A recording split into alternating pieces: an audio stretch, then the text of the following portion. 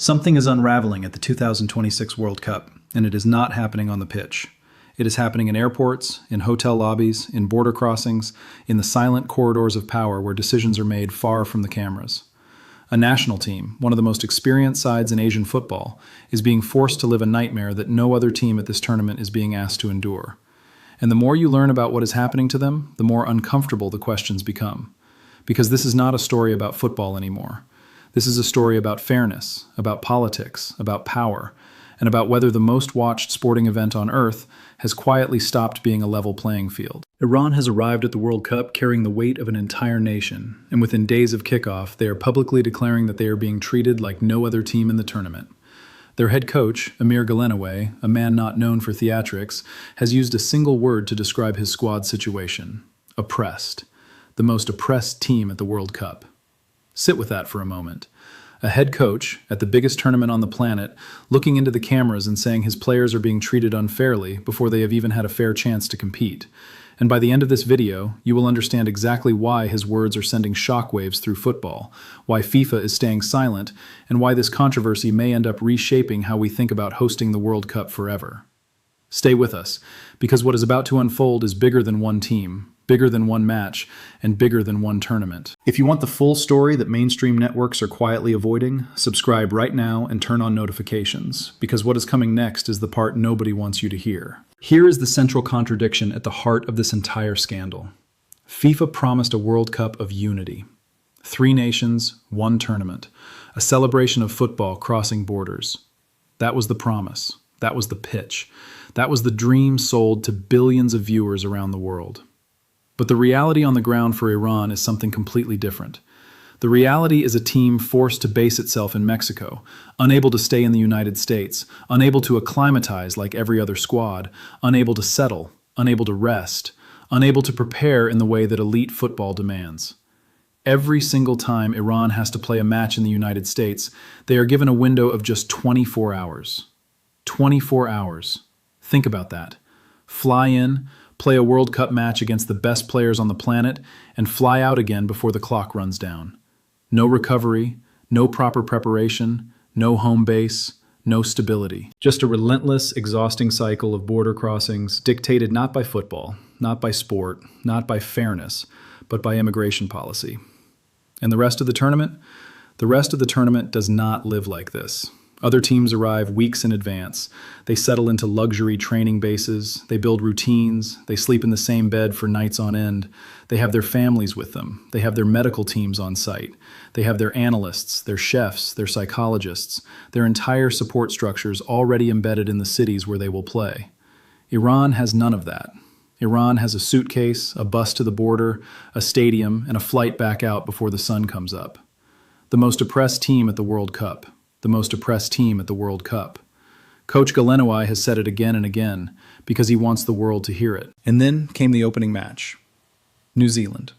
A game Iran were expected to win, a game that should have launched their campaign, a game that should have been the foundation of a deep tournament run. Instead, it ended in a draw. A draw that felt less like a result on the pitch and more like the inevitable consequence of everything that had been done to them off it. Players visibly tired, rhythms disrupted, tactical sharpness blunted. And in the aftermath, the Iranian Football Federation did something they almost never do publicly. They filed a formal complaint with FIFA, accusing the governing body of overseeing a tournament in which the conditions of competition are not equal. Unequal competitive conditions. That phrase alone should stop the football world in its tracks. Because if the conditions are not equal, then the results are not legitimate. And if the results are not legitimate, then what exactly are we watching? But that is just the beginning. Pull back further and the picture grows darker. Reports have begun to emerge that this is not only about the players. Iranian officials have been reportedly facing access issues. Iranian journalists have been encountering visa delays. Iranian fans, the ordinary supporters who saved for years to follow their team to the biggest stage in world football, are being turned away, blocked, or restricted in ways no other supporter base seems to be facing. Imagine that. Imagine working for a decade, putting away every spare note you could, dreaming of standing in a stadium and waving your flag for your country at the World Cup, only to be told at a counter that your dream ends right there.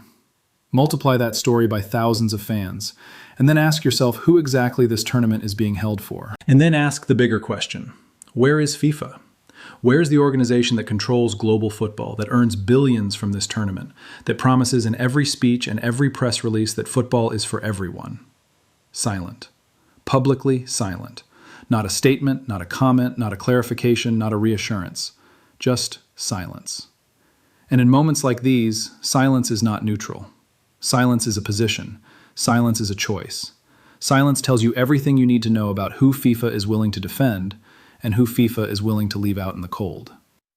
Before we go any deeper, because what is coming next is the part that genuinely changes how you see this entire tournament, if this is the kind of investigation you have been searching for, the kind of story that goes beyond the highlight reels and the sanitized headlines, hit that subscribe button and turn notifications on.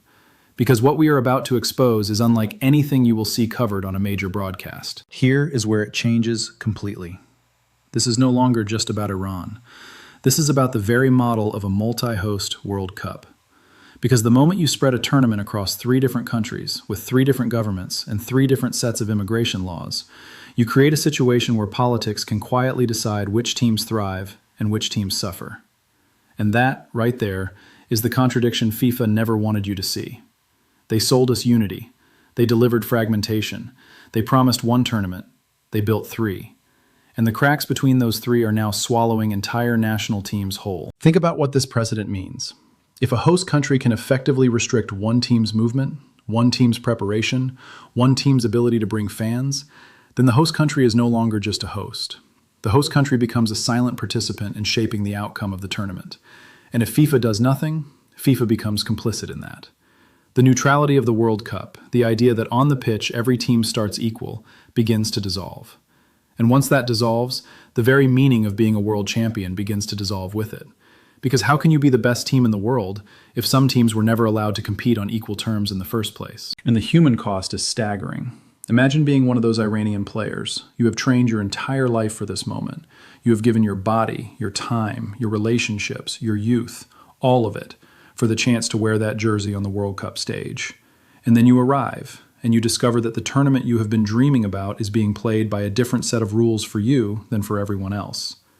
You watch other squads relaxing in their training bases. You watch other teams walking into stadiums fresh and prepared. And you are on another flight, another bus, another border, another 24-hour countdown. The most oppressed team at the World Cup. Those words hit differently now, don't they? So what does this story really reveal? It reveals that the line between sport and politics, the line FIFA has spent decades pretending exists, was always a fiction. It reveals that when governing bodies refuse to act, they are not staying above the conflict, they are choosing a side by default. It reveals that the World Cup, the supposed great equalizer, can be quietly tilted by visa stamps and border policies long before a single ball is kicked. And it reveals that the global debate this controversy has triggered, a debate now spreading across newsrooms, federations, and fan communities on every continent, is not going to disappear when the tournament ends. Because the questions it has raised are too big, too uncomfortable, and too important to be buried under highlight reels and trophy ceremonies. So I'm going to leave you with this. If the World Cup cannot guarantee equal conditions for every team that qualifies for it, then what exactly is the World Cup measuring anymore? Is it still the best team in the world? Or is it simply the team that was given the smoothest path to get there? What do you think? Should FIFA be forced to intervene when political policies start shaping sporting outcomes? Or is this simply the new reality of hosting tournaments across multiple nations? Drop your honest take in the comments because I read them, and this is a conversation that needs every voice in it. If this story moved you, hit that like button, share it with someone who still believes football is just football, and subscribe so you never miss the investigations the bigger platforms refuse to touch. Because somewhere tonight, a team is boarding another flight, watching another clock count down, and wondering if the world is really watching. And maybe, just maybe, the real World Cup story of 2026 was never going to be written on the pitch. Maybe it was always going to be written in the silence.